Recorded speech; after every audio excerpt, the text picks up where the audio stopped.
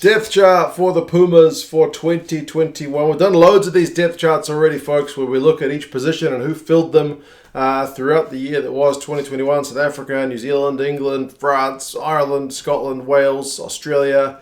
We've looked at all those teams thus far. We're at the Pumas, maybe the last one. Maybe. I was hoping to get to like Italy and Japan, but we're already plowing through 2022 now, so I may not get to those teams, but we're at least at the Pumas. And yeah, same with the other teams. We'll go through, see who's played, and where these guys are at. Now, to be fair, it was a bit of a forgettable year for the Pumas. A win over Romania, which was kind of a hard-fought one. A draw and a win against Wales, or Wales without their British and Irish Lions. Away in Wales was decent, but then a couple of losses to South Africa, a couple of losses to New Zealand, a couple of losses to Australia, and they were never really at the races in any of those rugby championship games. Lost to France, beat Italy, and then lost their the last game to Ireland at the end of November. Was not the best year for the Pumas, as I said. But there's one unique factor about the Pumas. None of their games were played at home. Every game was away or a neutral venue for them. So, tough. Tough on the Pumas, guys, their families and whatnot. So, yeah, it's been a bit of a hard time. Also, without the Juarez and Super Rugby, we're seeing guys spread throughout the world and having to rejoin together to play for the Pumas. So it has been disrupted, and maybe the results have been affected. Maybe that just makes sense. But anyway, we'll go through some of the results and see some of the minutes and see where Mario Ledesma has been picking and where he might be able to make changes for this year. We'll start with the front rowers. And there's one man who clearly stands out. That's your hooker, Julian Montoya. He's there in green. The 28-year-old Pumas captain has been an absolute legend for the Pumas this year.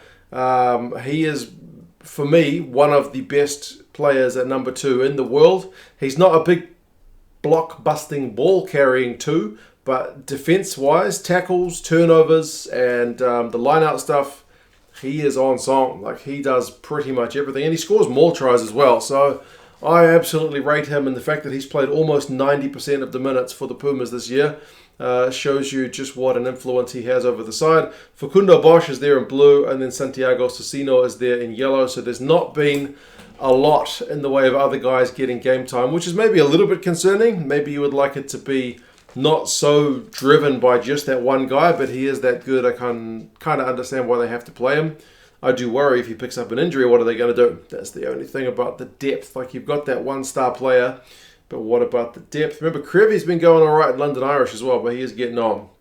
Loosehead, you've got Gijena, who's there in green. Thomas Gaggio there in blue. Tetes Chaparro there in yellow. Martinez there in purple. Muzio there in red. And Cales there in the brown. So they've used these 6 guys, I'm going to say 6 guys throughout the season.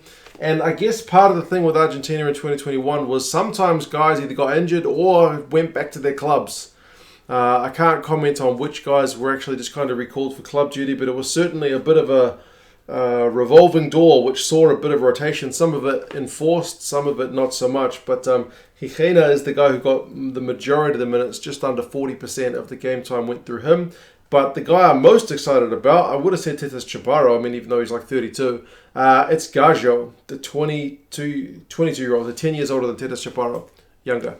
Yeah, he's there in blue, about a fifth of the game time this year. Just looks a good prospect, man. For him to look as good as he does, dynamic kind of ball-carrying prop, likes to try, playing his rugby in Italy, in the URC, gets his scrummaging game up a wee bit better, and he'll be a really tidy-looking prospect for the future. So at only 22, that's really impressive that he's already played international rugby, scored tries and whatnot. So, yeah, kind of excited about him. For a guy like Muzio there in red to be getting time when he's like 37, yeah, just maybe it's the depth being tested at times when they're without players. But anyway, tight head, you got Cordella there in green, Medrano there in blue, and then Pierretto there in yellow, plus Bello, or is it Bejo, there in purple as well. So Gomez Cordella is the main guy, and he's been the main guy when he's been available for a couple of years, and I feel like the scrum looks sturdier when he's propping up the scrum. I think he's probably the best scrummaging 3 of all the Argentinian guys, but Medrano is only 25, so he's another guy who's getting better as time goes on. He'll certainly benefit from a bit more game time. So, yeah, I think in terms of the depth, 3 looks the healthiest, and then you've got a first guy with about 40% of the game time, second guy with just over a third, and then a third guy with around about a fifth. That's kind of how you want it to go, right? First choice, second choice, third choice. You don't need to be building too much depth, because then you get guys lacking game time and you lack that cohesion. But then again, on the other end, Montoya, whilst he's that good, he's probably getting a little bit too much in game time. Like, he's playing 70 plus minutes each game. So, yeah, that's the front row for Argentina. The second row, I feel like the Argentinians are pretty well stocked with locks. You've got Petty, who's there at 4. He's had just under half of the game time in the number 4 position for Argentina in 2021. And then Lavanini, who's there at 5. Both these guys are 27, 28 years old, so still got a few years left in them at international rugby. Lavanini's discipline seems to have regressed a little bit. I feel like he peaked in terms of good discipline 2019 or 2020. 2019 he got carded at the World Cup. Maybe it was before the World Cup. He was coming good. Like, for the Jaguares as well, his discipline was getting better, but it seems to have kind of taken a step back in recent times.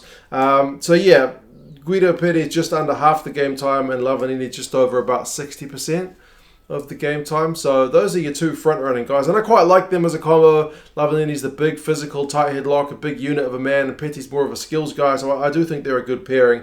And then Alemano is there in blue for number 4. So he's been really been playing really well in the Premiership as well. I think even though he's 30 years old, so he's older than the guys he kind of stands in for. He's a good third choice guy. And then you've also got Crema, who appears at 4 and 5. So he's a yellow there at number 4 and blue there at number 5. So he's also a guy who's very versatile. He's a bit of a big unit of a man himself, and he's still very young. Crema's only 24. So yeah, Lucas Paulos is the other guy who gets a bit of game time. He's there at purple. On number 5 behind Alemano, who's changed positions a couple of times. But yeah, I do feel like the front running lock depth in Argentina is pretty good, and the second level with Crema and Alemano is also pretty tidy. The loose forwards is another area where I think Argentina are pretty stacked, and it's when you look at some of the names on here, you feel like the results should be getting better. But again, no home games. It's hard to be too critical. Now, Argentina tend to play the whole left flank, right flank thing, more like the French, rather than 6 being on the blind side, 7 being on the open side. So the left usually, I think, was it always the 6, is pretty much always Matera. When I say pretty much always, like more than half the time, he's there in green for 6. And then another guy who's kind of burst onto the scene, at least in 2021, was Juan Martin Gonzalez. He's there with around about a third of the time in blue on that left flank. Really high work rate, high tackle rate guy. I'm quite pleased for him to get a bit of a chance. And then you've had a few guys standing in. Yellow is Grondona, purple is Gorison, and then Crema is there in red. So plenty of depth, heaps of depth. Grondona's only 23, Gorison's like 27. But yeah, certainly guys who can stand in and do a job when needed. The right flank being number 7 is more like the blindside role when Crema plays there, and he is there in green. Just under half the game times being Crema. He's another guy who's disciplined, sometimes lets him down a bit. And then you've also got Isa there, who's there in blue. He's kind of chopped and changed between number 8 and on the flank, so he plays either, but he's another big unit of man. And it's amazing how many of these guys are like 28 years old. Matera's 28, Isa is 28, Bruni, who's your main number 8 there in green, is also 28. So you've got this generation of loose forwards who are kind of all coming through at the same time, and they all kind of chop and change positions from time to time. Interestingly, number 7 in yellow is Petty. Remember, at club level, I think he plays a fair bit of flank, so he's been doing a bit of that here for Argentina as well. And the man I mentioned earlier, Juan Martin Gonzalez, he's there in purple as well at 7, so he's a guy who plays either side of the scrum. Matera is there in red. So it's like a bunch of guys, and they just, I guess it's a role rather than a position. It doesn't really matter which side of the scrum they pack down on. It's kind of what attributes they can bring to the game. Obviously, Crema, a bit of a big unit, more like Isa, big ball carrier.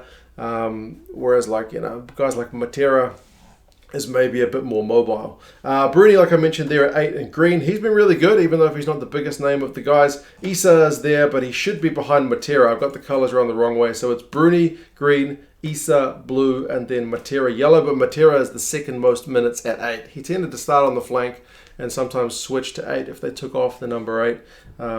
Oviedo was also there in brown. He's the 20-year-old at the top. So he's also had a little bit of a token time amongst the lot. Alongside Lozano and Gorison there as well. So, yeah, I mean, when you've got Matera, Crema, Bruni, Issa, plus Juan Gonzalez, I think you're looking pretty tidy.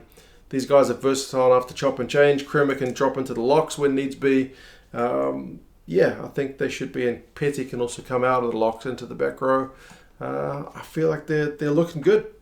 I'm pretty happy with that depth. There's not kind of a real weakness there that I see. So the results should be better, but as I said, hopefully get them back home.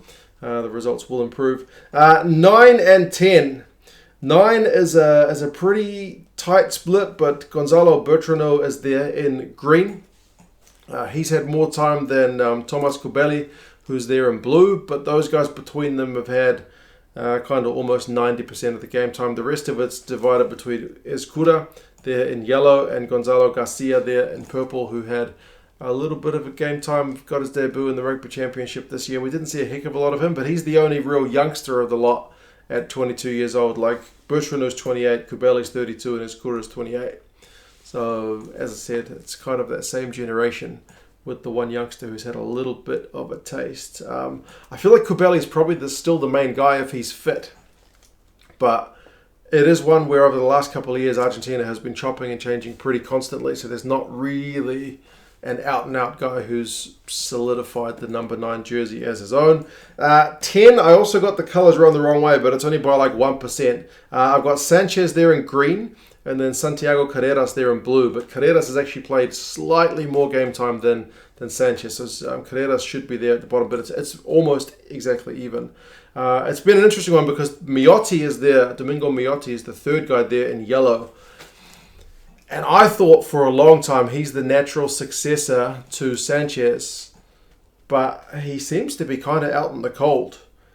So they've gone with Carreras, and to be fair, Carreras has played better. He's obviously a winger who's kind of come in and played 10. I know he's probably played 10 more at age group level, but he's doing it at international level now. And he's certainly got a bit of extra zip because he's an outside back, so he's got some real pace to his game. So as a ball carrying 10 who's going to keep defenders in two minds, he's a great option to have with Miotti, who's had, just over 10% of the minutes this year. He's more of a kind of traditional distributing 10, but I think he runs a really good game. So I do feel for Miotti, and he probably suffers from the fact that he's not also at club level had a real run at 10 where he's kind of played for a whole season. He's had it a bit with the Jaguares where he led the side for the most part at 10.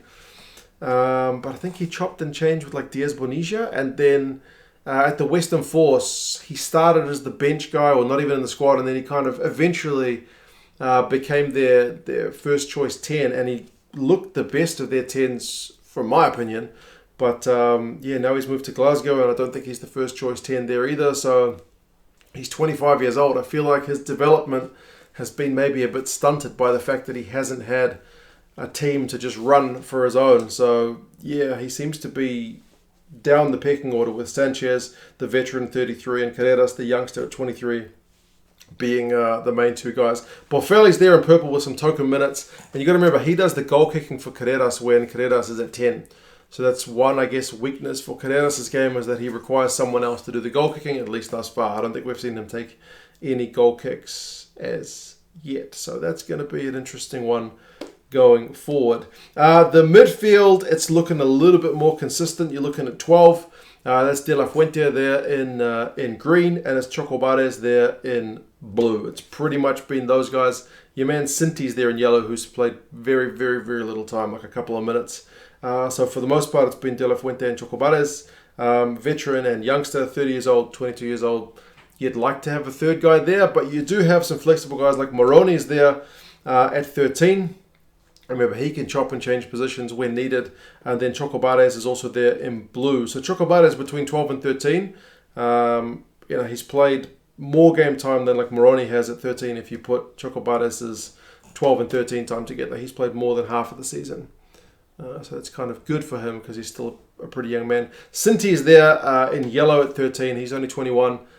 He's played about a quarter of the season at 13 as well. So that's an area where it's, again, looking pretty nice. First, second, third. All these guys have had decent minutes throughout the season. Malia is there in purple. He's played a little bit of time. I think he's mainly been preferred by Ledesma at fullback, which we will see in a second, because when you look at 11, 14 and 15, 11's pretty messy. It's a lot of guys who've played on that left wing. Right wing is also quite a few, and then fullback is slightly more consistent. Fullback is Malia there with just under half the minutes in green. Boffelli is there in blue with about a quarter. Santiago Carreras is there in yellow with about a fifth, and then Santiago Cordero in purple, and then Miotti very briefly dropped back at one game. So but as with the other positions, you'll see guys like Boffelli pops up in multiple ones. Left wing, Boffelli is the main guy there, if you can call it a main guy, being the leading guy with about a quarter of the minutes on the left wing. The other guys, blue is Santiago Cordero. Yellow is Mateo Carreras, who's looked pretty pacey when he came onto the scene, but not got a lot of game time. Moroni is there in purple. Sinti is there in red. Imhoff is there in brown. Santiago Carreras is there in white. Cancellieri is there in black, and then even Gonzalo Garcia. I think he had to make his debut on the wing because they had a situation. Was it cards or was it injuries? But a ton of guys have played out on that left wing. It's a really bizarre one. From Sinti, who's only 21, to Imhoff, who's 33. It's been a really mixed bag. We haven't even seen Mojano this year, which has been a bit disappointing. But then on the right wing, you got Delgui in green, Santiago Cordero in blue. Moroni's there again in yellow, so he's been a real fixture across the different positions. Moroni is very flexible. Mateo Carreras in purple. Ignacio Mendy there in red. We haven't seen him anywhere else. Facundo Cordero there in brown, and then Santiago Carreras there in white. So, as I said, guys who can pop up in multiple positions is very much a theme of this Argentina team. You've got a few guys who are true specialists, like De La Fuente is pretty much only there at 12. But most of the other guys, the kind of outside backs, they tend to play wherever they are needed. So that's a good thing and a bad thing, because it creates a bit of versatility, but it also means the guys lack that chance to kind of focus and get that specialization. So across the whole team, it's very much a mixed bag. The main dominant guys in terms of any one position, it's Montoya, it's De La Fuente, and it's Lavanini. These guys have all played kind of more than half the time in their position. Every other position, the main guy has played less than half of the minutes. But as I said, if you add up the minutes of like Moroni, he's played a ton. Chocobates has played a ton. It's just been, even Boffelli, it's just been across multiple positions for those guys. The most kind of picked 15, if you're looking at it that way, is Reina, Montoya, and Cordella's the front row. And I think that's pretty tidy. I wouldn't say it's kind of world class, but it's solid enough. And the Argentinian scrum, I feel like, has made progress in the last couple of years, because it was like 2018 when they were really getting pumped a fair bit. Petty and Lavanini, I really rate that second row if Lavanini can keep his discipline. Matera, Crema, and Bruni, I also really rate that back row. Bertrano and Santiago Carreras, 9 and 10. It's solid without being spectacular. Carreras has looked really good, and he'll benefit from more game time at 10, but he doesn't play 10 at his club, which I also think doesn't help him. De La Fuente is there at 12. Moroni is there at 13. It's a very good midfield, although maybe lacking a true kind of Laumape or Tuilangi kind of big block-busting ball carrier, but don't underestimate De La Fuente's ability to carry the ball and to create opportunities. Then Boffelli, Delgui, and Malia is the back three. I miss Mojano, but that's certainly not a bad back three by any means. This first 15, these guys in these positions have played about 49% of the minutes overall in those positions. So that kind of gives you an indication as to how much the team is rotating. Like a team like South Africa, who play their main guys in their normal position week in, week out, were in the 60s in terms of how many minutes their starting guys played in their preferred position. whereas the All Blacks were the same as Argentina, 49%. So the All Blacks are big on rotation of positions and also rotation of players. So Argentina, maybe not always by choice, sometimes it's by injury and sometimes it's by lack of availability. Argentina very much had a rotated squad compared to like a Scotland or a South Africa who kept things a lot more focused in 2021. But anyway, yes, that's the Pumas. 20 minutes gone. I better wrap this up. I am hoping in 2022 that we do see a return of a guy like Mojano. I think he can add something special to their backline. But as I said, their backline is already kind of pretty stock full of youngsters. I would like to see someone else, be it Susino, maybe not Bosch, because Bosch is already 30, but I guess hookers can go pretty deep into their career. Montoya needs a bit of backup. He can't be playing almost 90% of the minutes for the whole year. I don't think that's healthy, but he has been kind of partly carrying the team. Obviously, Lavanini needs to get the discipline in order. I don't know how you sort that out. But that seems to be an ongoing situation. I would love to see Miotti come back into the fold, but I do think he probably needs to start for his club at least every other week. You know what I mean? To get that proper game time in. And the guy I'm really excited about is old Mateo Carreras. He looks the business. He looks pretty dangerous. But yeah, there's a bunch of guys in their early 20s who got a bit of game time, which is pretty pleasing to see, alongside some of the veterans. So fingers crossed, 2022 with some home games is a better year for Argentina. But we will just kind of have to wait and see. I'm still not convinced why Ledesma. When I look at the team stats and it's a heap of kicking and not much going forward, it's concerning when you've seen many of these guys play in the Juarez not that long ago, and they were a really exciting team to watch. So, troubling, but there's a bit of optimism there as well. Anyway, cheers, guys. Thank you for sticking around for 20-odd minutes. Take care of yourselves. You guys let me know what you think Argentina's prospects are for 2022. Any guys who haven't yet been capped who you would like to see come into the side. Any guys who you think probably need to be dropped and their time with Argentina is done. But, cheers, guys, and I'll talk to you again soon. See you later.